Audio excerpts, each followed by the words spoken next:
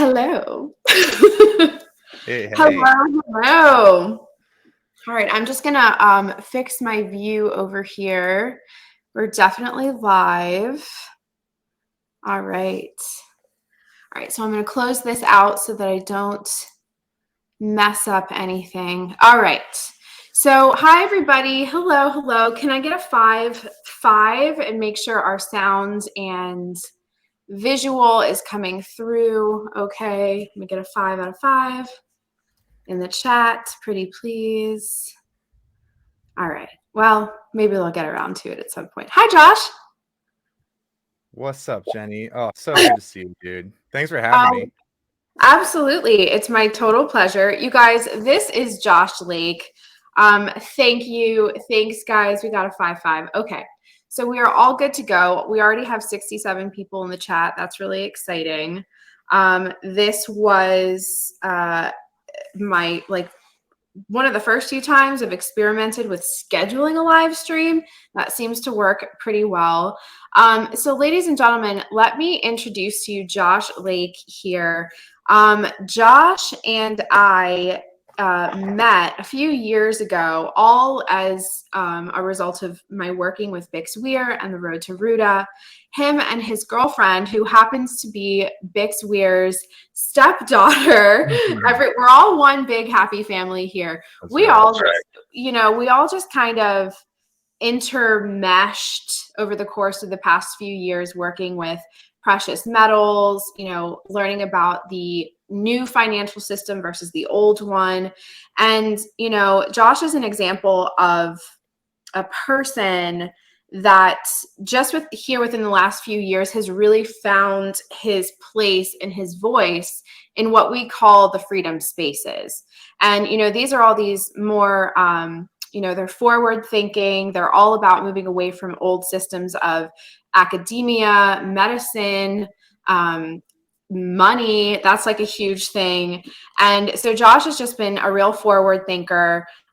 We all clicked from day one, and I just wanted to take the opportunity to introduce him to you guys. I'm really excited to use my platform to showcase and spotlight as many people as possible, people that I think really are doing things and pushing boundaries and really putting themselves out there. So I'm just overjoyed to be able to bring him on. And Alchemy Chats is the official start of a new series of chats that I'd like to begin. And Josh, you are the first guest ever. And Josh was able to create that awesome thumbnail for us tonight. So thank you for that. So Josh, please go ahead and tell everybody watching who you are, and how you find yourself, a front runner in these freedom spaces. Oh my gosh. Well, thank you so much for that warm introduction, Jenny. And it feels incredible. I feel honored to be part of this first episode of Alchemy Chats. And yeah, I mean, you kind of nailed it. We found each other through working with Bix Weir and the Road to Ruta, who is such a figurehead, such a thought leader in this movement, this freedom space in general. And so, yeah, I found Jenny. We actually, like she said, I met Paige, and Paige just stepped out as Bix, and then just immediately getting to know him just had my whole world totally turned upside down. So much red pill, so much awakening through him, and then finding such a wonderful community in this space. And I remember watching Jenny when you were doing stuff with Bix, when you were doing stuff on like Jean-Claude's channel, and I was like, oh my god, who's this chick? She's got such good information, and she's putting out such good energy into the world. And I remember the first time we met in Arizona was for Bix's show, and I remember even having like a little bit of just like starstruck, oh my god, it's Jenny Moonstone. And yeah, that weekend we clicked super hard, and since then we've been doing work on the road, doing work online, just trying to get the message out there. And so what I'm doing now, now that Paige and I are no longer at the Road to Ruta as employees, but still definitely part of the greater Road to Ruta family, just as you are, Jenny. We're starting our own channel called the Pebbleton Post, which is our attempt to not only become more participants of the space itself, but also to help us just educate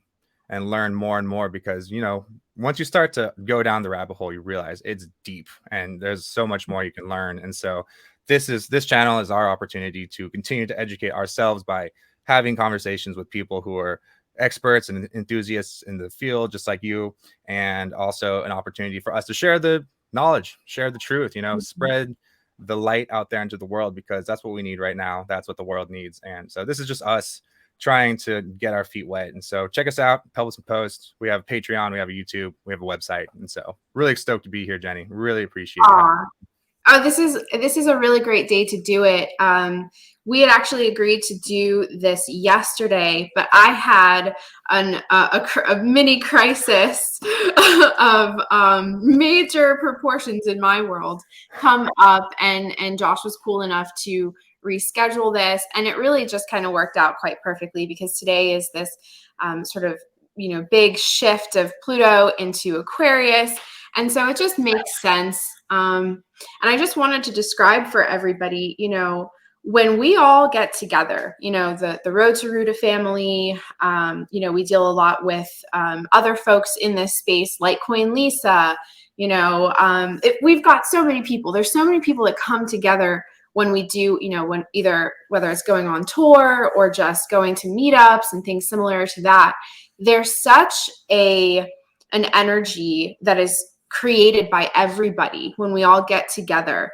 It's almost this like cornucopia of inspiration, and we all just kind of lift each other up and create this really fertile space for everybody who's there to feel a sense of trust in their path.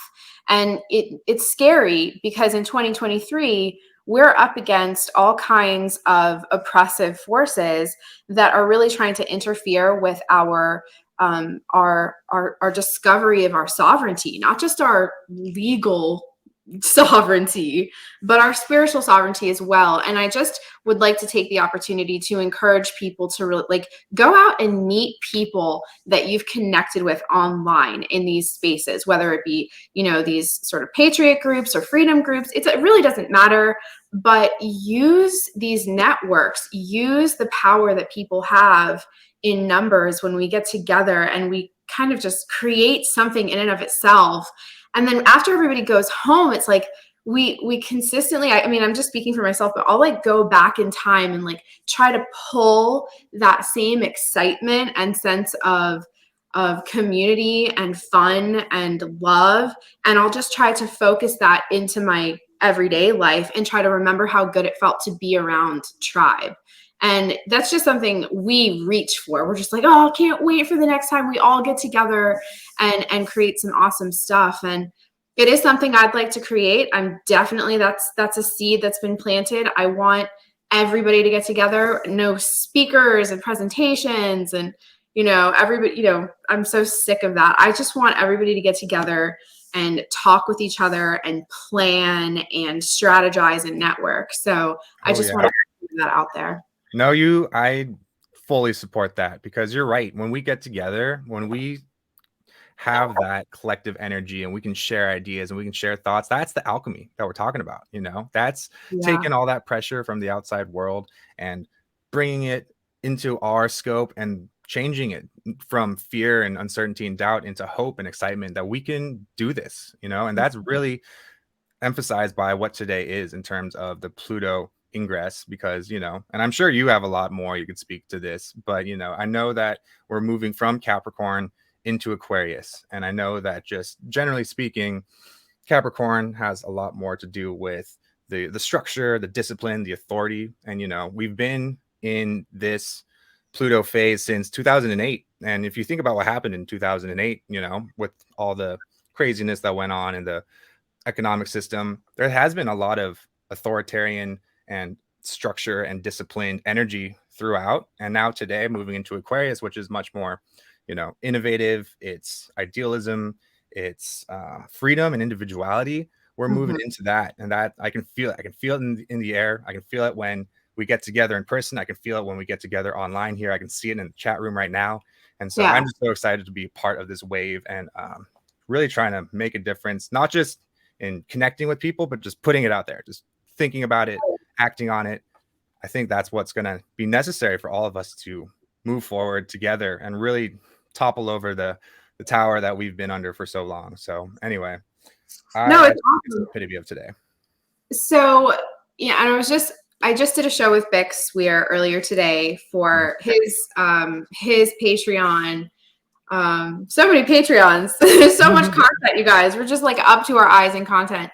Um, you know, we were talking about just the notion of the event, and I get this a lot. You know, as a diviner in this space, people just automatically assume that that means that I can see the future, and I argue with people because I'm like, you know, we really are. This is a huge paradox between predicting the future and taking action. Like, you take action is the most potent means of predicting your future, is by choosing your future. Now, that being said, I get a lot of questions about when is the event. They call it the event. When's it going to happen? What is it? And, you know, I've thought on it a lot. I've contemplated this a lot. And what I have come up with is the idea that the event is simply a matter of integration, and how it's sort of the process of a populace integrating information as it becomes more and more commonly acceptable and shared amongst the population. Case in point, we are now certain about what the Jabberoonie and the Mascaroonies and all of that stuff. We are certain about the implications of that.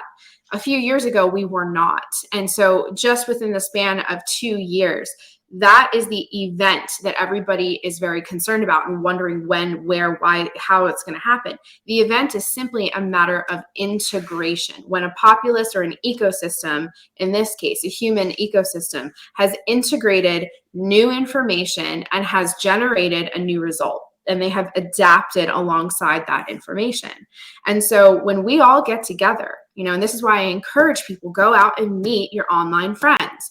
Go out and meet these people that you're talking to in other states that are working on, you know, new agricultural projects, or they're working on new technological projects. Everybody really does need to utilize the resources available to them. Get in your car and drive, you know, hop on a plane and go meet up with people. Get in people's 6-foot spaces. You know what I mean? It's because there's really no there's no replacement really for that. Like, when we all get together, especially if you guys like choose to go to some cool spot, like whenever I go to Arizona, it seems like we're always together in Arizona. Like, our whole group just like converges on Arizona. There's always some crazy thing that happens. It's like, you know, an earthquake over there or something, you know. I mean, that's not a good example, and I don't think that happened, but you know what I mean. So why don't you let everybody know what you guys are doing over on pebbletonpost.com? Absolutely. Well, we're trying to do kind of what you're trying to do here, Jenny, and that's just be a part of the good fight, you know, become a warrior in this, you know, this huge war that a lot of people aren't really aware of. And that's something that, you know, just to note really quick on what you were just saying, when you get together, when people actually get into groups and can have these ideas, not only is that information and that energy being just built upon, it helps people understand that we're not alone out there. Because that was a big thing for me being out here. I live in California with Paige, and out here there's a different vibe. You know, there's not a lot of people talking about freedom the way it's talked about in other places. And so when we went out on the road and we started to meet people out there, and I heard the conversations and I felt the energy of those people, it made me realize I'm not alone over here. I'm not just some crazy person out here thinking all these red pill thoughts. No, there's a whole community of people that you can support and you can be supported by. And so that's what we're trying to do at the Pebbleton Post, is create more community that has the ability to share ideas, share information, have these talks that, you know, they don't want us to be talking about. You know, they kick us off YouTube and other places for having these conversations, because they know if we have this information, if we share this kind of community and this kind of energy with each other, we can get stronger. We can get, you know, better in our understanding of what the world is and how we can take our power back. And so at the Pebbleton Post, what we're trying to do is create a platform where we can have these conversations, create a platform where we can talk about truly taking back your health, your wealth, your freedom, and how to build the community around it in person and over the internet. Because, you know, the internet is one of the best places, one of the best inventions of all time, because it's connected all of us in such a way that we can share this beautiful information and share this energy with each other. And so check us out. We have, like I said, websites, pebbletonpost.com. We got a YouTube channel, we got a Patreon, and we're just trying to have conversation. We're just trying to learn, and we're just trying to spread the truth and spread the knowledge. So that's all we're trying to do. Yeah, I mean, and it's a lot, you know, the implications of what people are capable of when they're in a space where they can speak freely and they can really, you know, without fear of censorship or even fear of judgment. I really think that there's no limit to what we can accomplish. And even just for the sake of conversations that really get us places, I've kind of suspended my ideas of what right and wrong look like or sound like. And is my sound coming in all weird and jumbly all of a sudden? No, you sound good. It's okay. Yeah. And I talked about this a little bit before. It's just, I think we've all been a little bit conditioned as to what garners, you know, what deserves justice and what doesn't, what deserves help and what doesn't. When really, I think this is all going to come down to the fact that as human beings, especially in the Western world, we are all to some degree, we're all imperfect. And there are a lot of people, I think, that made really poor decisions over the past few years out of a place of fear, anger, self-hate, all of it. That really we need to, and I can't even believe I'm saying this sometimes, because me personally, I've come such a long way. I used to be very, like, kind of, I wouldn't say vengeful, but I was very angry about this. And I've come to the understanding that good, bad, right, wrong, evil, light, dark, we're all here, and forgiveness and gratitude is going to override you know, the frequencies of fear and hate and insecurity. And so I even want to attract people that are vaccinated and on the other side of this, sort of on the other side of the table as far as views go, because I would really like to hear them out. I really want to know where they're at, even if it's for nothing else other than just, you know, for the sake of observation. Let's entertain what has happened here, not to try to convince anybody of anything, but for the sake of, like, in 100 years, 200 years, someone goes back and listens to those conversations. I want it all out in the open, that this is truly where this person stood at this point in time, and so on and so forth. I think that you nailed it when you said that people were acting out of fear over the last 3 years, and that was exactly by design. You know, that was planned. That was the most overt tactic I've ever seen in my lifetime of they trying to manipulate us. And they think, and it obviously works, that they can do that by using fear. And when I saw, you know, a lot of people over here and a lot of my friends and family submit to that fear, and I also submitted in the sense of, you know, I spent a lot of money getting prepared essentials that I thought were really necessary because I thought the world was going to end. But, you know, I saw the other people over here, they were just following orders because that's what they believed would stop the pressure, stop the pain that they were being inflicted upon. And now that it's been a couple of years since, you know, this whole thing that we're talking about, I'm starting to see a lot more of those people wake up and talk to me and talk to our community about, hey, I feel like I was tricked. I feel like I was forced into this, and I don't feel happy with the decisions I made. And now, you know, we're trying to do something about it. A lot of people are starting to really realize there was some, you know, deceiving happening, and they were a victim of it. And I think more of that energy is going to keep coming up as we move forward in time. That's what's going to continue to pull all of us together and rally behind each other so that we can start, you know, looking at those people, looking at those forces that did this to us. And that's what's going to unite us as a people, I hope. I hope so too. And it's just the this is out of their playbook, is instead of allowing the people clarity of mind enough to realize that we are their true enemy, we will make them kill each other, we will make them hate each other, and we will make their differences irreconcilable. So all the more reason to fight that hate with almost like a sense of neutrality. And I think I have a little bit of an upper hand in this game because my Venus placement is in Aquarius. So in general, I actually am quite detached emotionally. You wouldn't think that, but I really do move through the world these days as more of an observer, a lot more than I used to. And I think that if everybody were to allow themselves to become a little bit detached, and I don't mean don't care, I just mean learn to train yourself to separate your personal emotions to a situation or to somebody else's choice.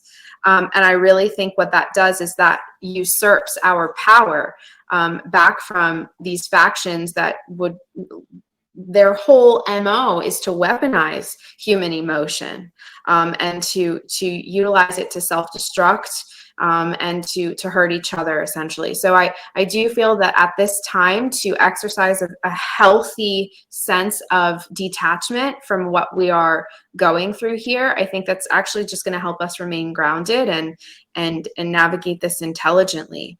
And there's not enough emphasis that can be put on free spaces, open spaces, open forums where people are truly able to just speak it. Now, I mean, we're looking at the possibility of lawsuits against a lot of these, major mega corporate entities that are, all they do is censor us. But really, I don't think we can wait. I don't get the sense that we have enough time to wait for them to hash that all out. I think we just have to kind of guerrilla tactics, go underground and just network to the best of our ability while we can. I mean, that's ultimately what we're doing right now. There's a reason why people are tuning in to this show than CNN right now. It's because they began that detachment, and they started to realize, all the people here in the chat, so many people in this space, they realized that the information that was being fed to them was poisoned, and it was what was keeping this war. The war that's happening isn't out there in the world. It's in our minds, it's in our hearts. And they started to realize that if I just remove myself from all of that crazy propaganda and, BS that's been shoved down our throats, there's a whole different world. There's a whole different alternative way of living that we need to push our energy toward. And we need to do everything we can to access that world, because it's there. It's in our power. And all we have to do is say no to that and yes to this. And that's why people are doing projects like Getting Online. That's why people are starting these conversations underground, like you said. And, that's ultimately why I feel like we're here together right now, just so we can continue to push that and just find that. Yes. Find the others and do our work. Yes. We've talked a little bit in the past about, I feel like key terms or catchphrases such as the quantum financial system kind of get lost. Like when people say quantum in the context of quantum financial system, I personally get a little fuzzy on it. I don't personally have that defined very too solidly in my mind. But what I certainly have come to understand within my own meditations, my own work, is this naturally occurring symbiotic relationship between human beings and precious metals, namely gold, namely silver. So that's about as quantum as things get to me, is the idea that what's that say? The sunshine mint right there. Oh, nice. Check it out. I've got some silver around here somewhere. God knows it. A big old dagger of silver somewhere. Oh yeah. She's sleeping right now. But getting ready. Yeah, and so like we're in the crypto space, we're in the precious metal space. I've always felt more guided to the precious metal side of things, because just as an earth gal, I guess you could say, that world speaks to me a lot more. But I'd be interested to know if you've thought about it, if you've contemplated it, how do you feel about the idea that human beings, as a technology, as an organic technology, are symbiotically connected to the network, if you will, or the sort of the essence of silver and gold?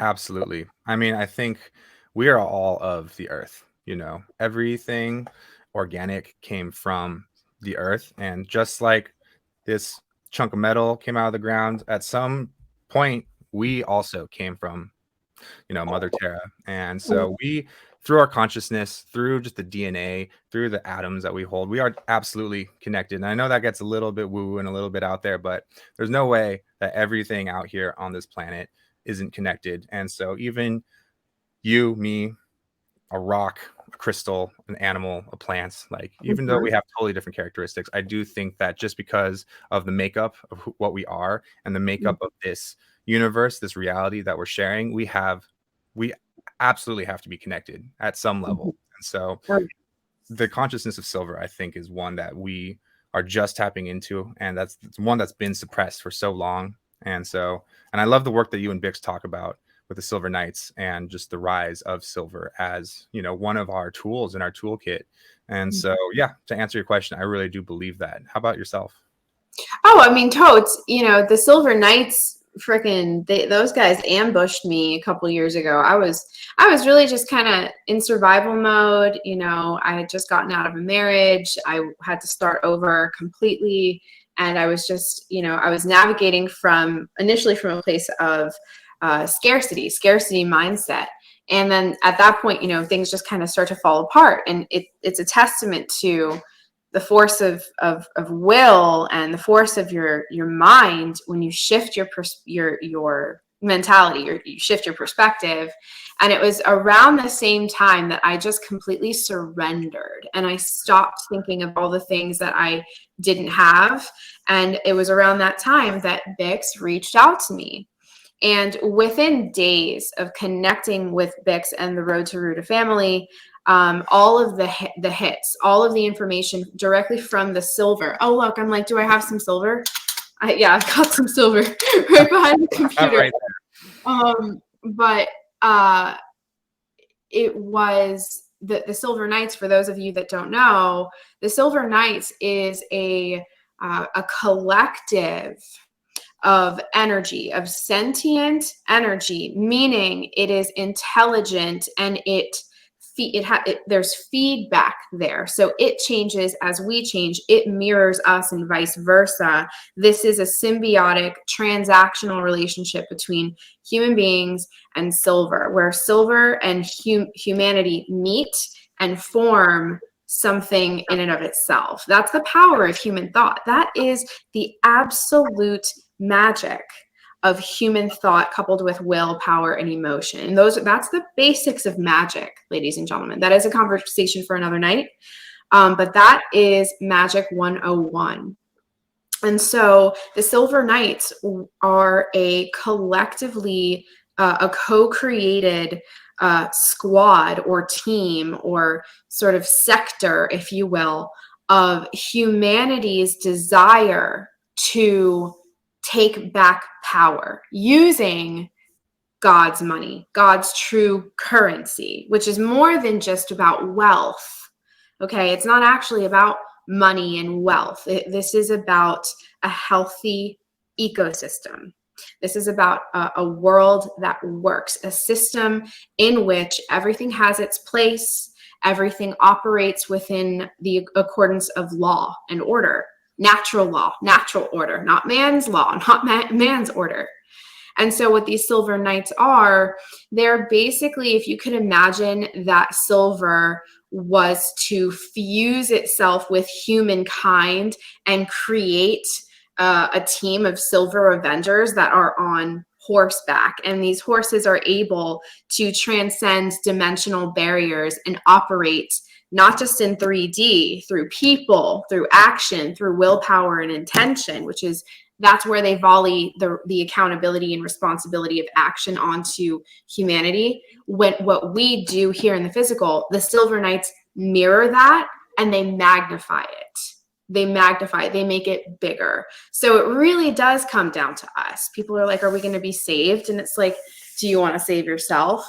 When's it going to happen? When do you want to save yourself? You know what I mean? It's like, there really is no escaping the concept of accountability. So, and you know, I didn't ask to like learn about silver and gold, like at least not consciously. I really didn't care. All I knew is that it had USD value, and that's all I worried about because I needed to pay my bills. You know what I mean? So that's how that evolved. But I just, you know, for those of you that feel called or guided to maybe contribute your energy or try to help where, you know, consciousness is involved in the raising of human consciousness, maybe tap into the silver collective, you know, have a silver coin or a silver piece of jewelry, and you can call on silver consciousness to assist you in anything that you want. You know, it presented itself as an ally to me. Not that that silver was not our enemy. It wasn't here to compete with us or test us or anything. Silver is here, as is gold, to reunite with humans and help us come back together. So that's really just like what I wanted to talk about, the Silver Knights. And yeah, I mean, whatever you want to talk about, Josh. I actually, as you were saying that, I had an epiphany regarding silver as a form of money, but how the metaphysics of silver and the 3D actual characteristics of the silver might be intertwined. Because for the people who don't know, and a lot of the Road to Ruta people probably already know this, but you know, silver was historically, it's been the longest form of money of all time, in all of history. And something that as you were speaking about the actual consciousness of silver, what clicked for me is that silver, you know,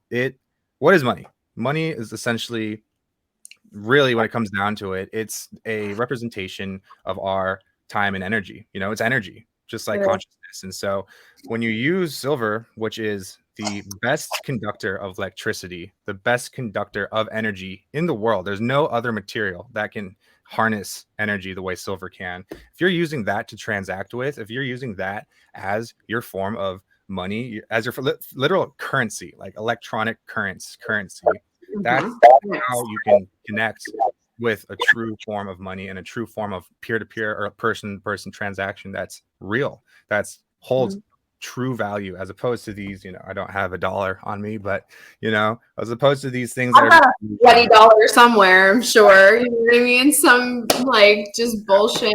Like, you want cash back, and it's like, oh, I guess so. Can you break it for me while you're at it? I don't know. You know what I mean?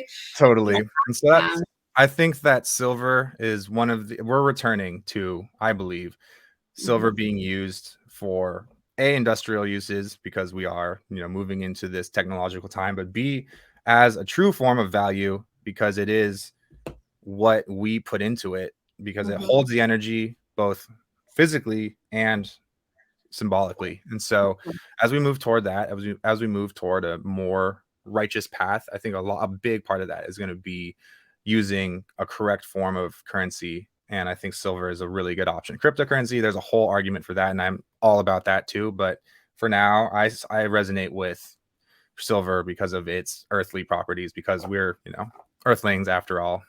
Yeah, we are. We are. So Jim, I gotta put this comment up here.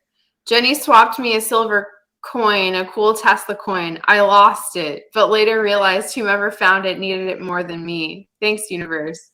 That's funny. So yeah, we did swap. That was a cool, I did have a really neat Tesla coin that I carried with me quite a bit, but I do have footage of me like using it in a little sort of enchantment, a little enchanted reel there. I set an intention that the Tesla technology, the free technology, finds its way right when it's time, exactly when it's meant to, into our 3D collective. He was quoted as saying, God, I'm gonna mess this all up, but something about they may have taken my now, like they may be in control now, but the future for which I've worked is mine, which is just fantastic. And I believe it. And I think that, you know, all that free energy, that technology that would absolutely change the face of life on Earth overnight. I think that the attempt to free that up was thwarted a long time ago. And I think we're down for round 2. Maybe this is round 100 for all I know. But what clearly appears to be happening is that the cycle keeps bringing us back to the single point in time where we have a chance again to do the damn thing. And I think we're right there now. So, and then some people talked about the last time we had this type of alignment in the sky. We're talking about the revolutions that were taking place in 1700s. So this is some just, the energy is prime for some acting up. You know what I mean? Oh yeah. I mean, I've been praying for it. Seriously. Like Yeah. I think that there's been such a charge, in the human collective lately. And I've been feeling it, I feel it in my body. I feel it in my thoughts. And I've just been waiting for something. And I think, all of the human collective has been waiting for something to release, something to give, something to output some of this charge. And I feel like we're seeing it more and more. Like if you're looking at what's going on in France right now, if you look at what's been going on with some of the financial system here in the States over the last couple of weeks, I feel like there's been little like sparks that have been starting to like kick off, but I'm ready for that big one. And I don't know, I always hope that it's going to be something like epic and huge, and the revolution is just going to just like spark, and it's just going to be like this huge thing.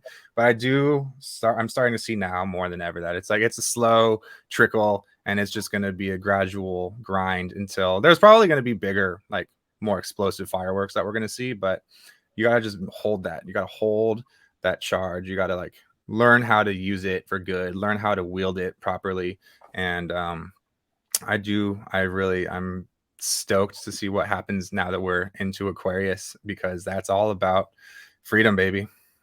Oh yeah. Oh yeah.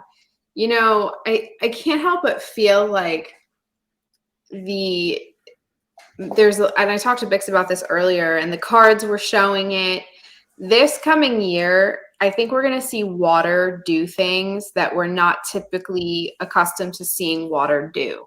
Really? And when they say that the revolution won't be televised, this saying goes back a long ways, and that's because they utilize the same playbook for many, many decades longer. They do not promote propaganda from the opposing side. You know what I mean? You cover it, you cover it, you cover it.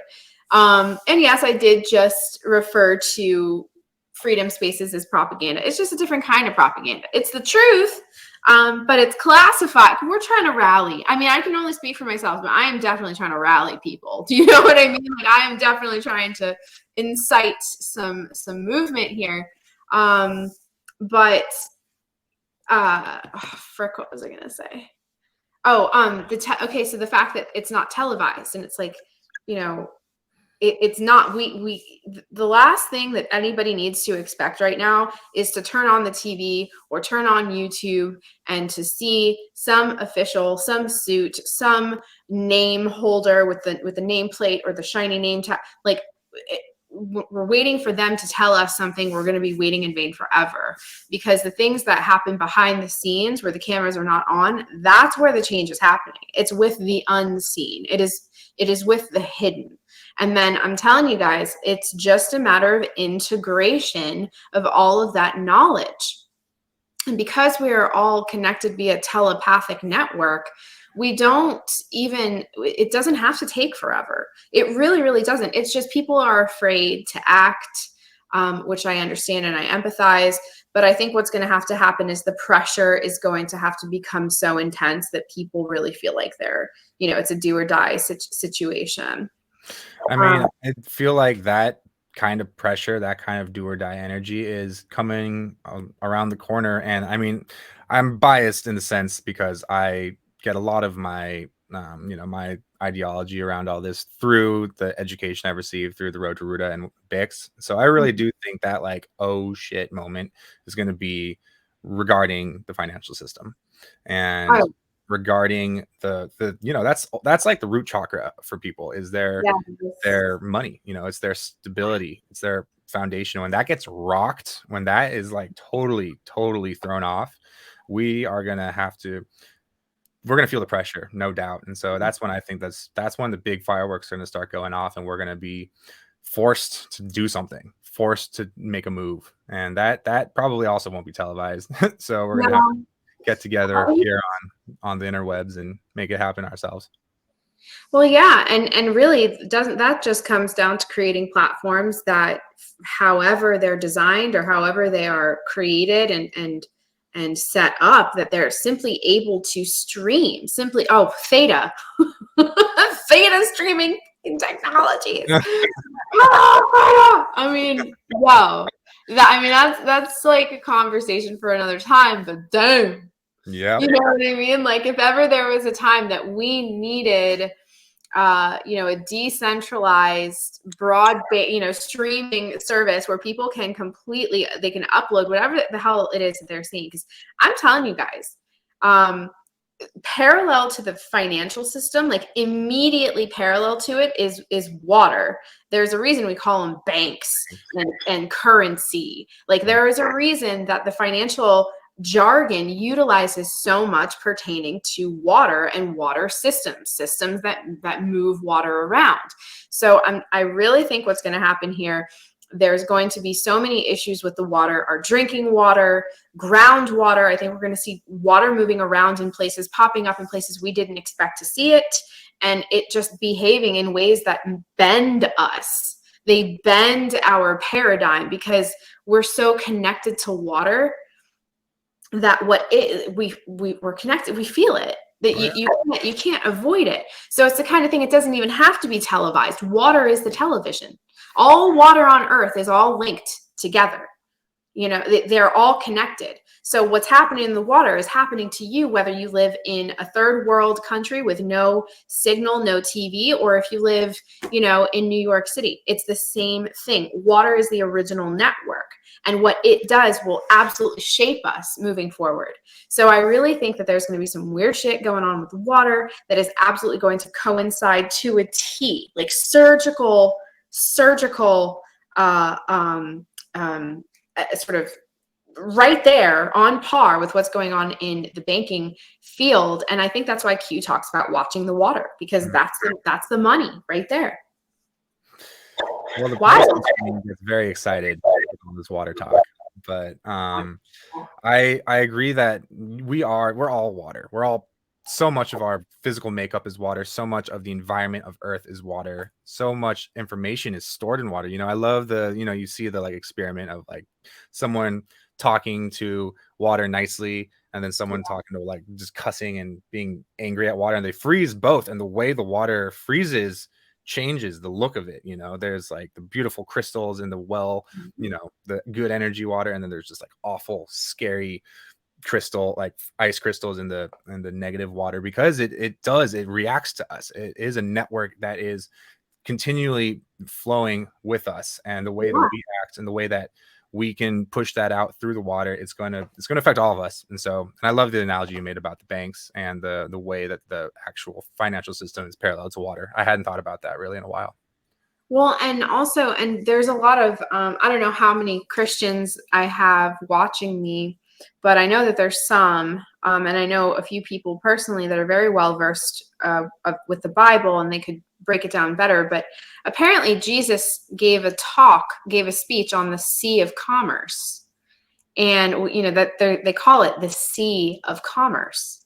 So they're again using a body of water to describe how the empire manages the money of the world.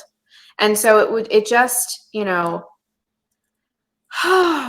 makes a lot of sense to me that the water and our concept of what wealth is and what money is. I mean, if anything could break the spell, it would be the element from which it was originally born.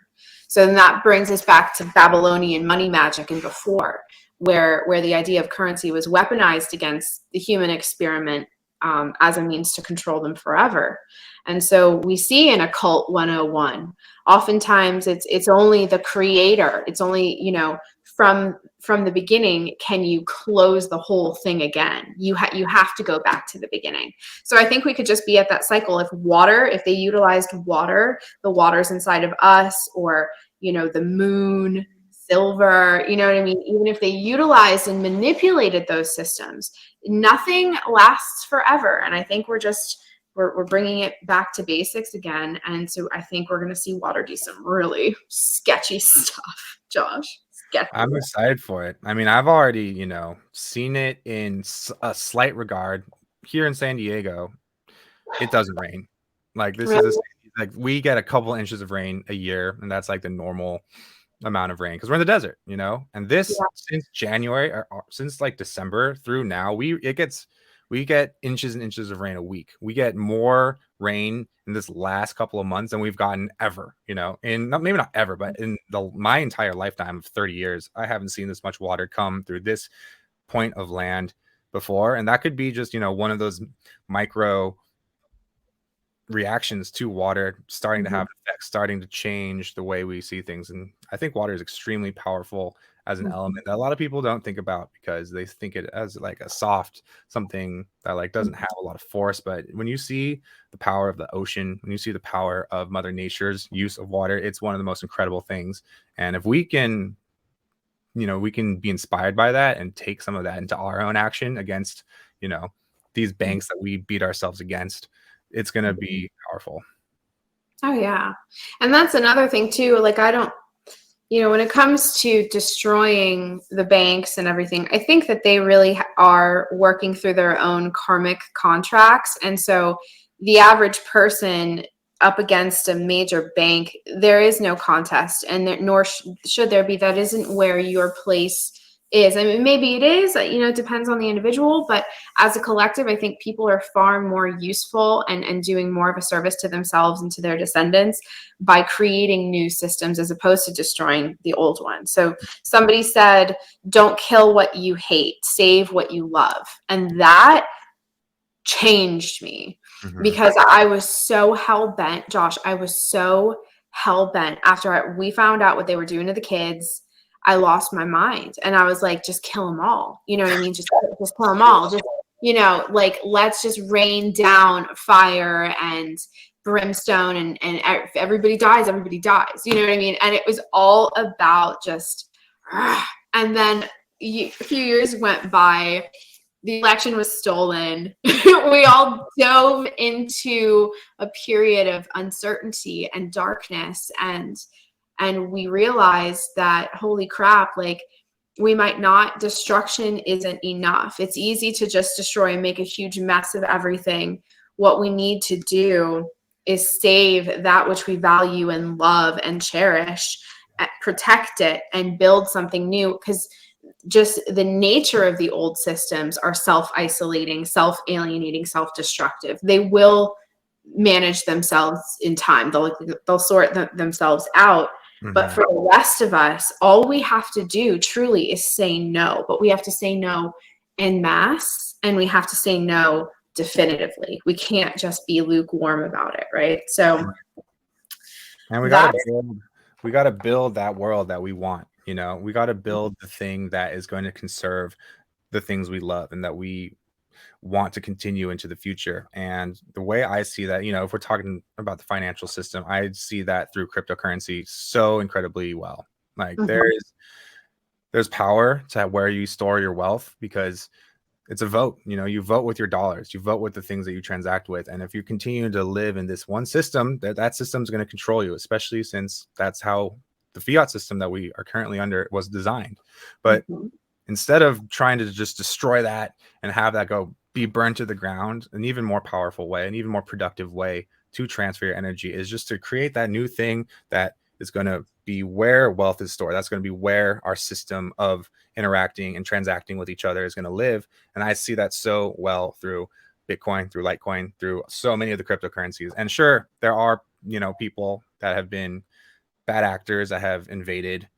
They always do. There's always going to be those saboteurs that are going to come in and try their best to destroy whatever it is. But the thing about the cryptocurrency, especially Bitcoin and Litecoin and all of these things, they have not been destroyed. They have done everything they can in their power to try and destroy this system because they see the thing that can free us and they can't destroy it. And so the more that we can educate, and that's one of the big proponents of what I'm trying to do with the Pebbleton Post is educate people that one of the strongest tools that we have to educate or to create change is just to say no to that system, say yes to this new thing that's going to bring us freedom. And I see that so well through cryptocurrency. Oh yeah, I completely agree. And Theta in particular, Theta Technologies, if you guys don't know what that is, it's worth looking up and checking it out.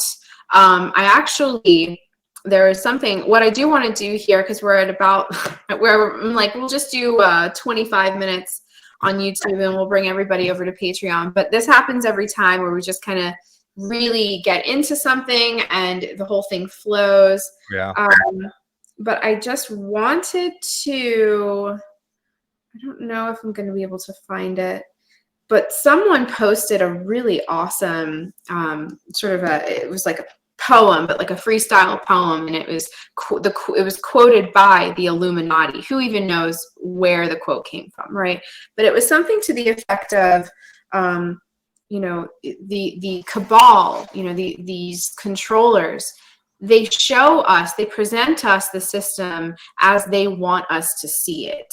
And we, as the people, we mirror that back to them because we are collectively of the understanding that they control us. When the real kicker is that the all-seeing eye is actually a reflection. It is, and that's like the big kicker. And this is why they don't want people to figure out the nature of the human being and the nature of the cabal in relation to each other, because all they have is manipulation and fear.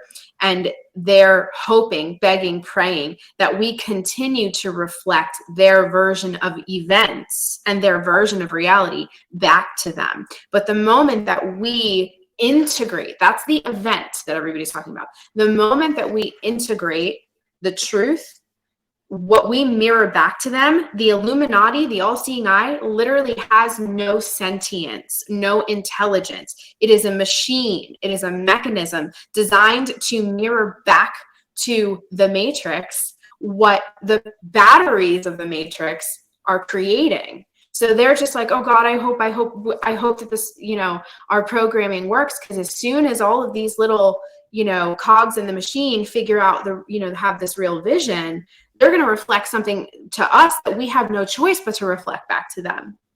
So we need to stop giving them all this power. Like they're so great. They're really just shitting themselves, waiting for the day that we realize that we are the programmers of the reality. They're just the technology. They're just a machine. So that's what I wanted to say. Josh, I want you to let everybody know where they can find you and Paige, and maybe for everybody, just give them like a little tidbit about your mission statement and what they can expect from you guys in the coming months and years. Oh, well, thank you for that, Jenny. And again, thank you so much for just providing a platform for so many people to be able to share this information, and to, thank you for all the work that you've done in this space. First and foremost, you've been such a leader and someone that connects to freedom in a different way that I've seen. You do it in such a wonderful, etheric, metaphysical way that is inspiring, and we need to look at freedom from all different angles. So keep doing what you're doing. You inspire us to do the good work, and so that's what we're doing, Paige and I, at the Pebbleton Post. If you want to check us out, if you enjoy what you're hearing here with Jenny and I, you're going to love what we're doing over there, because we're all about creating freedom, creating the conversation around freedom, and seeing how we can actually take action and implement this work that we're doing into our daily lives, so that we can ultimately live a more harmonious life that we're supposed to be living. So we have a YouTube channel, Pebbleton Post. We have the website, pebbletonpost.com. We have a Patreon channel. It's all Pebbleton Post. We're on Twitter. We're on Truth Social.